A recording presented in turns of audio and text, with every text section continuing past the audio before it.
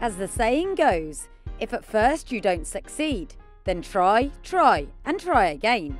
And that certainly applies to Soul Power, who has his 4th crack at the Meydan sprint on his 8th Dubai start.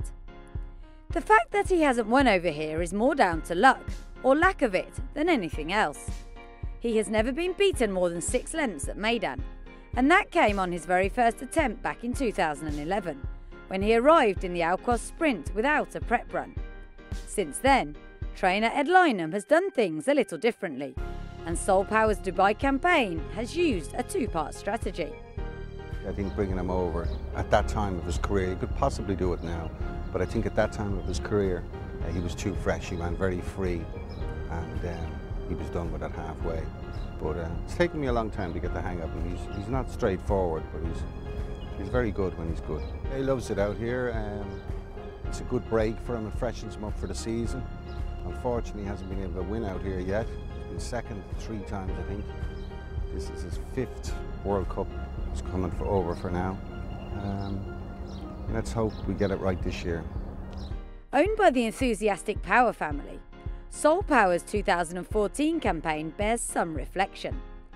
Beaten just over 2 lengths in the Alquoz sprint, he reappeared on European soil at Newmarket, trouncing a good field in the Palace House Stakes. Soul Power dashing home, he got there. Oh, what a turn of foot that horse has.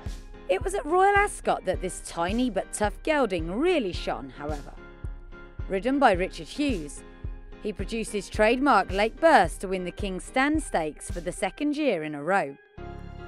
It was a performance that brings back fond memories for Ed. To win back-to-back King's Stands, I don't know when our horse last did it, but it was fabulous, and he was very impressive that day. And the Nunthorpe was pretty special too. After Ascot came a spellbinding Nunthorpe win, where he wove his way through from the back of the pack. Very much a horse who needs cover. Don't expect to see him until late on in the race. I think you have to sort of ride him that way, and Richard gets on particularly well with him. When Johnny retired, it was always going to be difficult to find somebody else to ride him, and Richard really enjoys riding him, as did Ryan. Ryan won the Palace House on him, and you've just got to ride a quiet race on him. He loves it. Now 8 years old, the son of Kilachi looks better than ever, and seems it. Every year with a horse like him, you kind of go, it's too good to be true. Can he keep doing it? But so far, we think he's as good as he was, and I suppose the track will tell the tale. But he doesn't act like an old horse anyway.